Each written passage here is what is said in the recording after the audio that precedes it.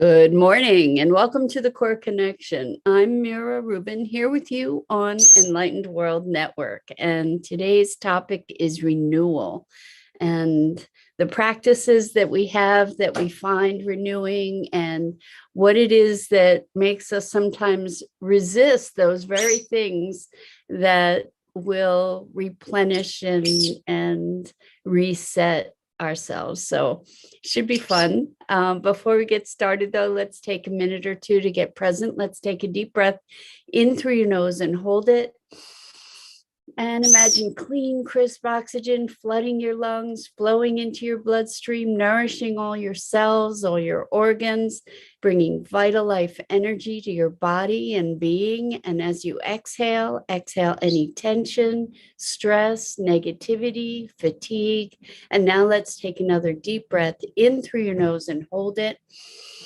This time, imagine brilliant, bright light lighting you up from the inside out and illuminating, electrifying, energizing all your cells, all your molecules, all your electrons, lighting you up from the inside out. And as you exhale, exhale any negativity, fatigue, tension, stress that remains.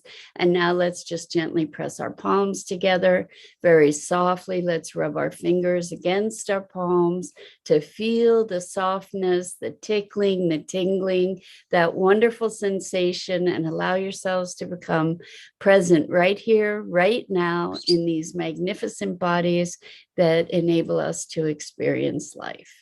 So welcome, welcome, welcome. Happy Monday to you. And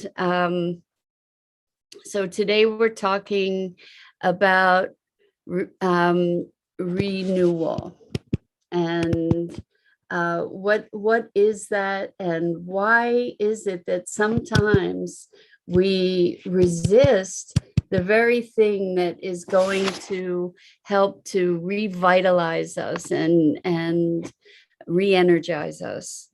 And why this is coming up is because it feels like a long time ago, I guess it was around January, I think it was, I finally gave myself, good morning, Tori, welcome, so good to have you here with us. We're talking about renewal.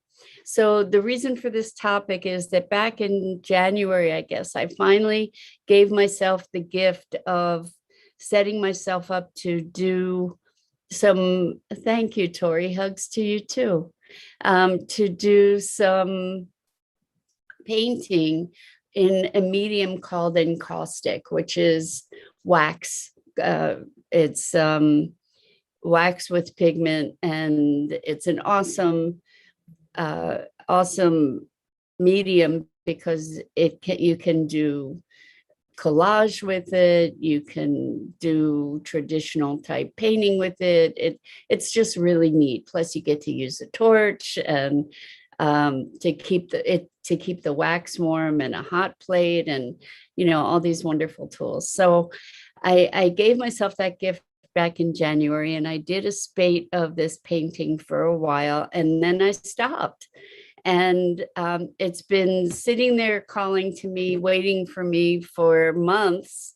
And, I kept making excuses that when I would have my office clean, I would go for it. Well, I cleaned the other day, and I actually have, I have space on my desk. So yesterday, I dug in and played with the wax and paint and color, and it was really fun. And what I realized is that it gave me energy. It kind of gave me a bit of a reset, to feel more connected, to be allowing myself deeper, greater expression, the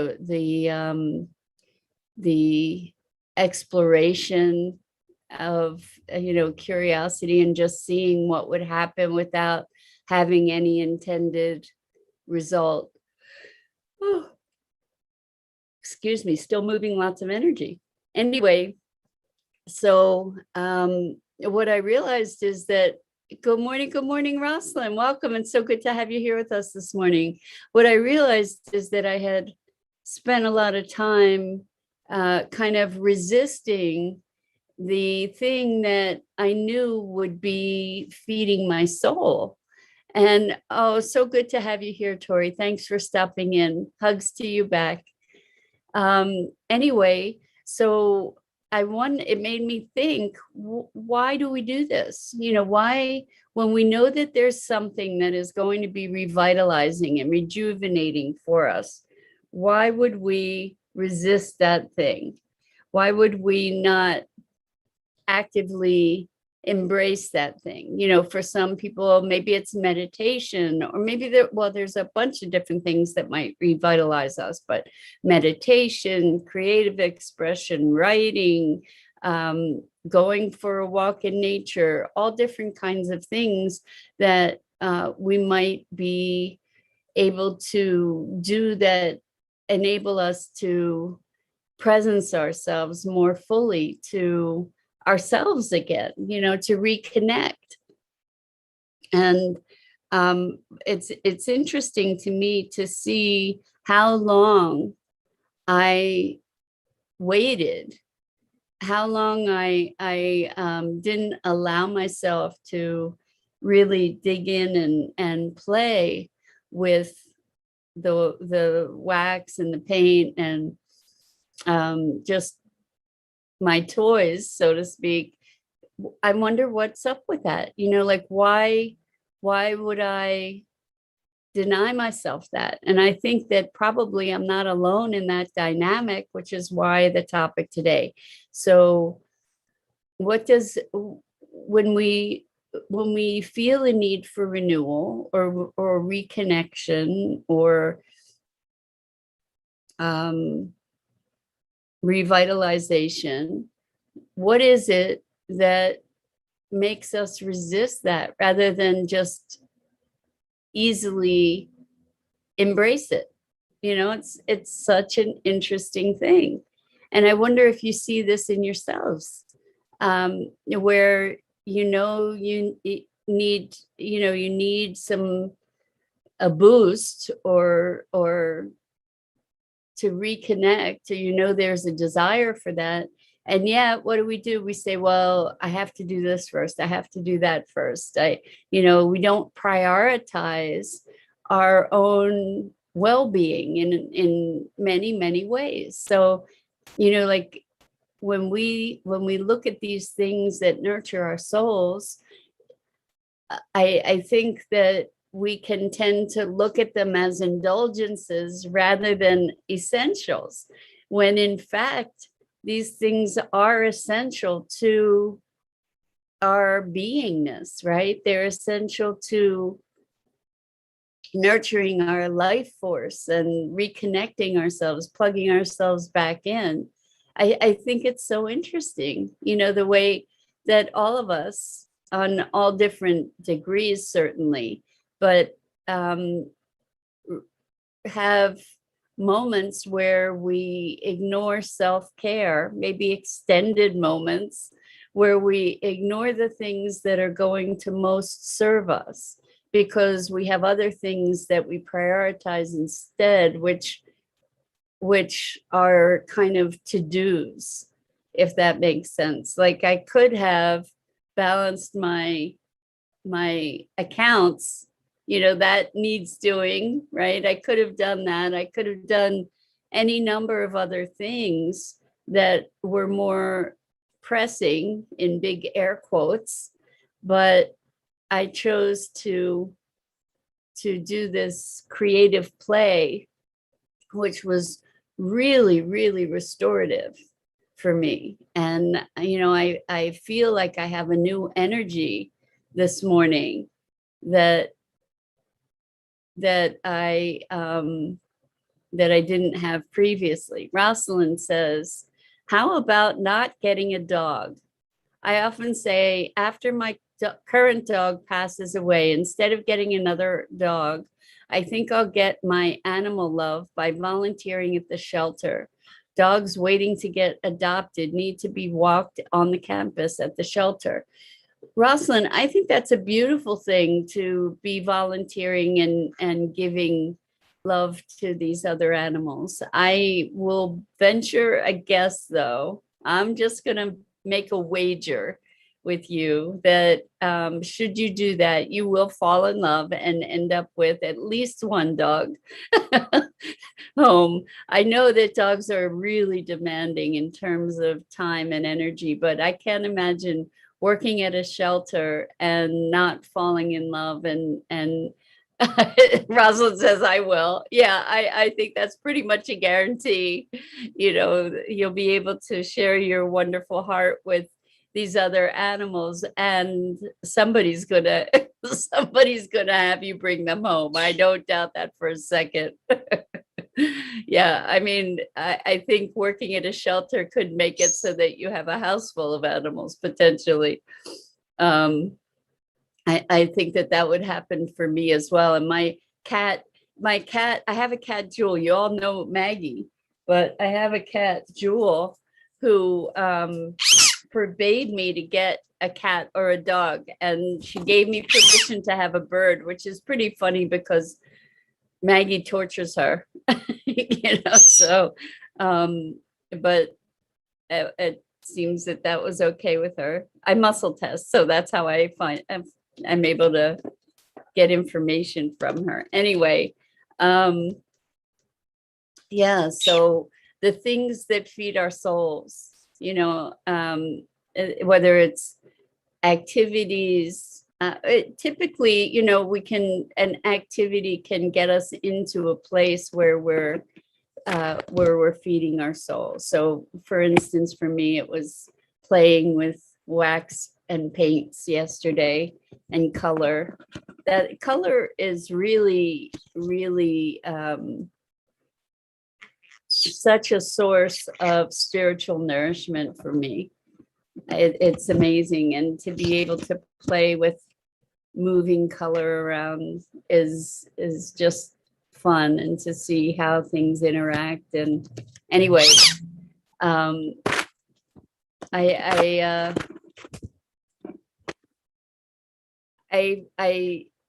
am so curious because I'm aware of self-care, and I do a lot of things for self-care, but it was interesting to me to see how long I let the paints languish, before digging into that.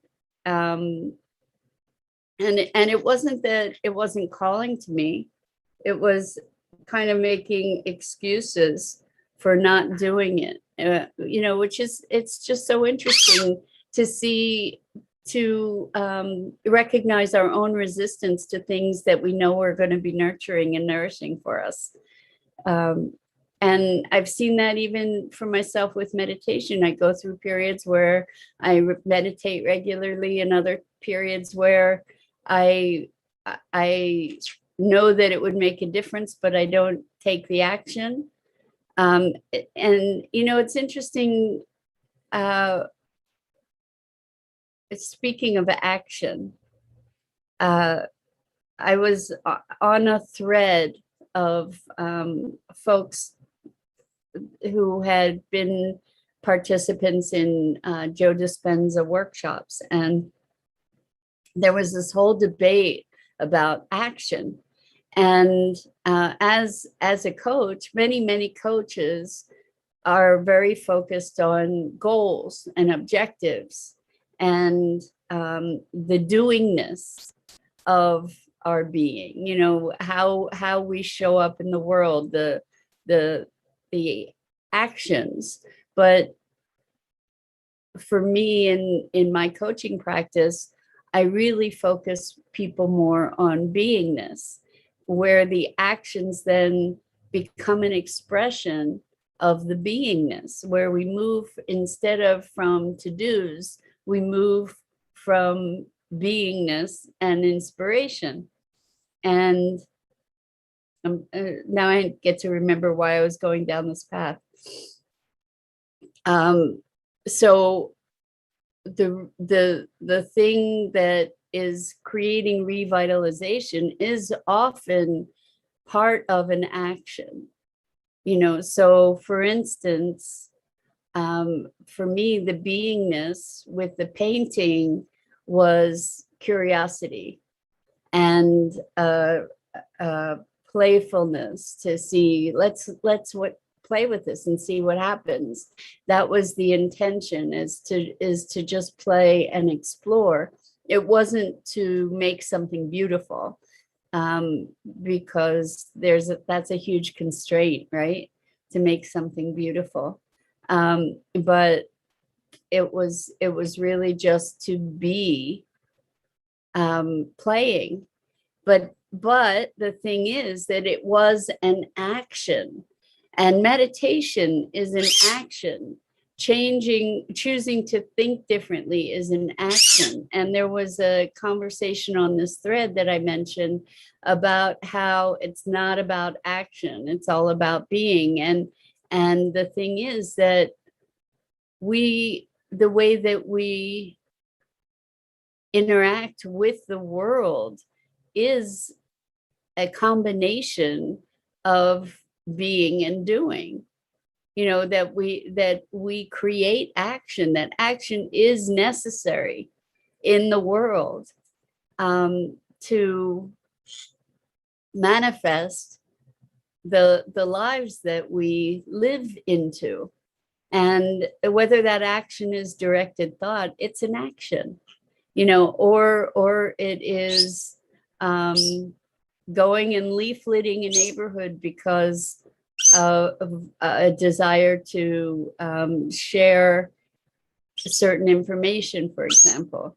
There are actions, and an action can be more passive than other actions. Maybe at least overtly, meditation looks like a more passive type action, although it's really not. It's a high level of engagement, ideally, right?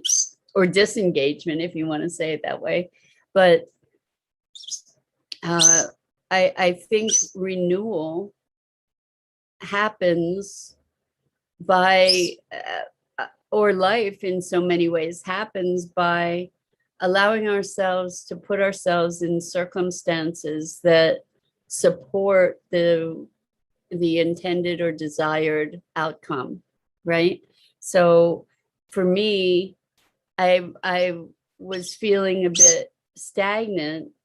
And so exploration is an antidote. I didn't think this through necessarily until this moment, but what I realized is that I was feeling a bit stagnant, and the painting is an exploration. It's going into a realm of unknown that I get to explore and play and discover. And that fed a part of me that was feeling a little stagnant. It sparked new awareness or new experience. And I wonder what kinds of practices assist you in reconnecting. Because often we know the things that create the environment that will nurture and nourish us. And yet, again, we avoid those things. And I don't know why. I don't know if that's because there's some kind of predisposition to suffering, or if it has something to do with deserving. Good morning, Elaine. Oh, I love the emojis. How wonderful. A mirror and all kinds of lightning bolts and stars and beautiful flow in the now, all. And to you, Elaine, so good to have you here with us this morning. We're talking about renewal of body and spirit and mind and being. And so what kinds of things do you find help you to renew yourself? Whether, and it is typically an action, whether it's an active action or a more internal action, still an action to shift our thoughts, to shift our emotions, to shift our attention. So what kinds of things provide renewal for you? Creativity is very, very nurturing for me. That's something that I really enjoy. And I think for me in the painting with the with encaustic is pigmented wax. And I let myself get back to it yesterday for the first time in months and months. The thing that I enjoy very much about it is there are many pieces of it. You know, I enjoy the textures a lot. I enjoy the colors. I enjoy the balance between heat and cold. You know, it's like, because the wax flows differently depending on whether the surface is hot or the brush is hot or how hot the wax is. And so playing with all those different factors, plus the way that the colors blend together, and the way that the layers build on each other, and it's really fun. And just having no rules. So Rosalind says, are Maggie's feathers developing color? I don't think I noticed blue on her tail. I like a clean car, but I haven't washed it in a very long time. Maybe today I will, while listening to music, while detailing. You know, okay, so as far as Maggie goes, she's had color, and I just want to show you, if she'll let me show you her wings. Here, Maggie, come here for a second. Look at this. This is really beautiful. So beautiful wings, Maggie. Beautiful wings. Beautiful wings. Such a good girl, Maggie. Beautiful girl. So gorgeous on her wings. On her tail, there's no blue really on her tail. You might have been seeing the blue from her wings. So, but she is pretty brilliant in colors, and sometimes she seems brighter than others. But anyway, back to your car. One of the things about cleaning I notice is that is transformational. I don't particularly love cleaning, but when I do it, I can really get into it. It's not my first line of things that I would choose to do, but when I do it, it really is transformational. You know, the being in an environment that's clean feels so good that it makes it worth it makes it worth the energy of cleaning, which also opens up space, at least for me. So maybe, Rosalind, doing your car and having a clean car, you know, being able to, I think, you know, whenever I got a hair in my eye, and I don't know where it came from because I don't have hairs. It could be my cat. Anyway, whenever I would go to a new apartment, I would paint it. And painting it allowed me to experience all its corners, all its edges. And I think that's kind of what cleaning does. It helps us to reconnect, you know, with all the nooks and crannies, and to be present to a place, and to make ourselves present in every corner. And then the energy of the place feels so different. So Elaine says, every now is new in the present, unless we're living from the mind of past or future. The now offers all as is for me. That's awesome, Elaine. I think that you are not the norm, that many of us are more at the effective past or future. However, I mean, even in the moment, I can sit in the moment. I was present to, for instance, myself in a moment, and in that I felt, I noticed that I had been feeling stagnant, and I don't know that that was consciously tied to past or future for me. It might have been, like eager to be having the future I'm envisioning now. That might have been part of it. But anyway, this activity brought me back to really being able to focus and be present in the experience of creativity. So Rosalind says, good girl, Maggie, beautiful wings. Doesn't she have incredible wings? She does. She really, really does. So Elaine says, I love just being and observing myself shifting in the natural, not creating an experience to shift, but to allow myself to be right where I am at, and that be perfectly okay as it unfolds now. Exactly. That's the ideal, right? Is to just be able to be present wherever we are now. And like I said, it wasn't conscious and deliberate for me to say, oh, I've been feeling stagnant, so I'm going to go paint.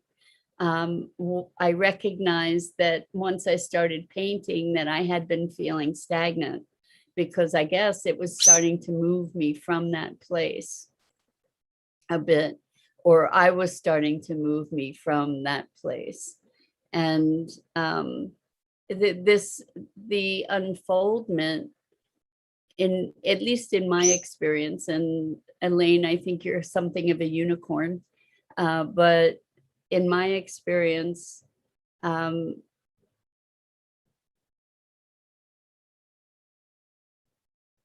doing different things provides a container for different experiences, and moving into those containers is something that comes from inspiration. So the painting finally came from a place of inspiration, like, yeah, I think I'm going to do that. I'm doing that now. And it did create an opening. Anyway, I just noticed the time, and I want to thank you again always for being so engaged and being involved in these conversations with me. I so appreciate you and appreciate the time we spend together. I'm Mira Rubin. This is the Core Connection, and I go live each weekday morning here on the Enlightened World Network Facebook page. And please check out the other awesome programming on Enlightened World Network. Elaine says, going to paint is living in the now. Beautiful. I love to paint. Well, you know what? I do too. And thank you for a great start to this new week. So, so, so much love to you. Until next time, I hope I see you again here really soon.